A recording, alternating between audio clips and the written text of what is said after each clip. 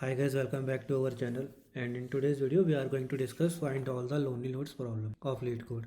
So let us start with the problem statement itself. We are given a binary tree and we need to return all the nodes which are lonely, right? Where order does not matter. And what is a lonely node? A node is lonely when it is the only child of its parent. For example, in this case, 4 is a lonely node because it is the only child of its parent. Why 2 is not lonely? Because its parent 1 has another child 3 as well, right? Let us consider this particular example. Why 1 is not lonely? Because its parent 7 has another child which is 4, right?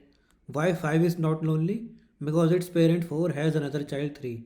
Why 6 is a lonely node? Because its parent 1 does not have any other child. Why 2 is a lonely node? Because its parent 3 does not have any other child, right? So this is the definition of a lonely node, and we need to return all the lonely nodes in a binary tree where order does not matter, right? For example, in this particular binary tree, we have two lonely nodes, 6 and 2.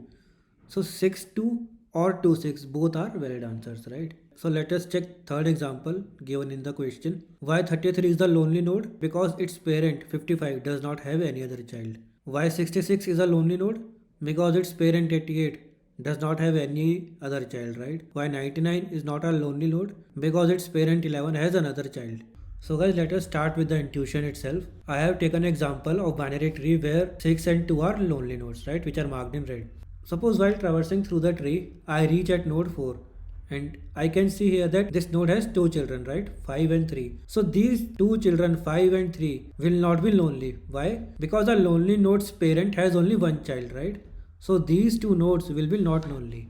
Now suppose I reach at this node. I can clearly say that this node has only one child, right?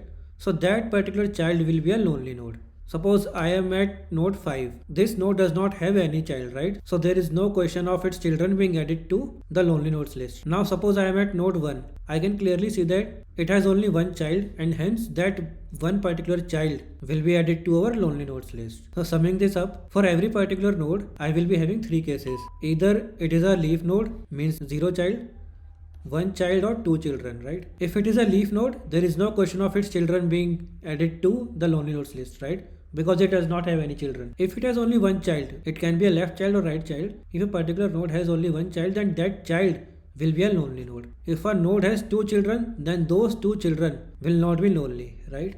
So only in this particular case, the child will be added to the lonely nodes list. So that was the intuition behind the problem. So let us consider how we will be writing the recursive solution to this problem. So at every particular node, I will be doing these three things. One, I will be checking if that is a leaf node or it has only one child or it is having two children, right?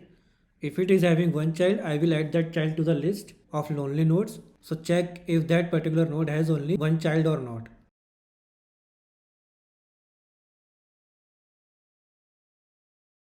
So if that node has only one child, we can add that child to our output list. Second, I will call for its left child, right? And third, I will call for its right child. And for every particular node, I will be repeating these three steps. So let us consider the same old example to explain these steps.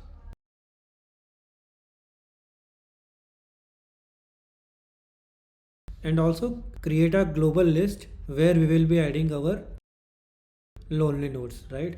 So starting from the root, I will check how many children does this node has. It is having two children. So I will ignore that node and just move towards left. Now I am at node 1. So this node has only one child, right? So I will add that child to our lonely nodes list and move leftwards. Now I am at this node. This is a leaf node, right? So we do not do anything and move backwards, we will be moving rightwards. At this particular node, it is having two children, right? So we will move leftwards. It is a leaf node, right? 5 is a leaf node. So we move back and then we move rightwards. Now this particular node 3 has only one child, right? So I will add that child to our lonely nodes list and move leftwards. There is no left node, so move rightwards. Now I am at here.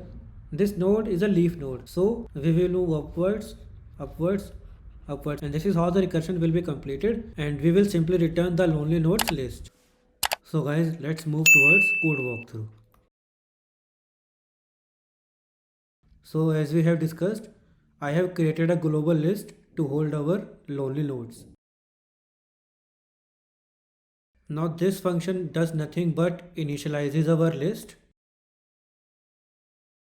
and calls our main function, which is get lonely node solve. In this function, this is our base case, wherein we are checking if the node we are at is null or is it a leaf node, right? And in that case, we just return. These two if conditions signifies that the current node has only one child. This says that the current node has only right child. This says that the current node has only left child. And in both of these cases, I will add that child to our lonely node list. And these are the recursive calls to the left of the subtree and the right of the subtree. So for a particular node, after adding its left or right child to the lonely nodes list, I am calling its left and right subtrees. So let's try to run this code. Yeah, it has been submitted successfully. Now let's move towards time and space complexities. So here I am assuming that the tree has n nodes and h is the height of the tree. So in our recursion, we are exploring every single node, and on every single node we are checking how many children does it has, and if it is having only one children, we are adding that particular child into the list. So we are effectively performing constant operation on every single node, right? So the time complexity will be on. What about space complexity? So basically this is the height of the binary tree, right? At any point in recursion, we are not having more than h nodes in our recursion stack, right? So when I call this function with the root in the stack frame, I had this, right? Now I move leftwards. In the next step, the stack contains these function calls 7 and 1. Again I move leftwards and 6 will be added to our stack. And basically each entry in our stack represents a function call, right? Now after processing 6, I will be traversing back to 1 and this 6 will be popped out of the stack.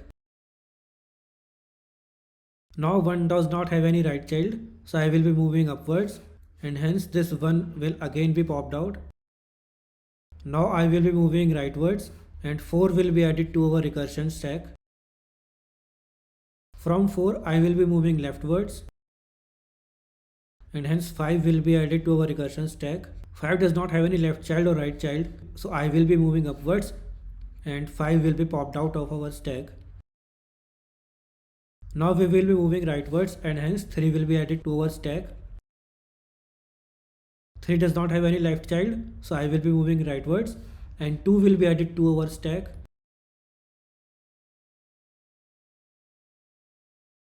Now 2 does not have any child, so we will be moving upwards and hence 2 will be popped out of our stack. 3's processing is also complete, so we will again move upwards and 3 will be popped out of our stack. Now we have completed the processing of 4, so we will again move upwards and 4 will be popped out of our stack. And at last 7 will be popped out of our stack. In our given example, the height of the tree was 4, right? 1, 2, 3, 4. And this is a stack frame situation at every point in time of recursion. Let me write the stack sizes at every point in recursion. 1.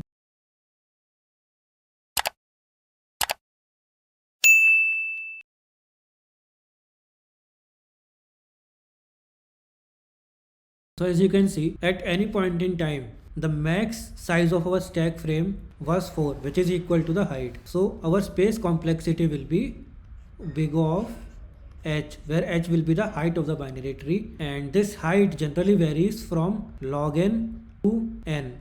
The height will be log n for a perfectly balanced tree, and for a left or right skew tree, the height will be O of n.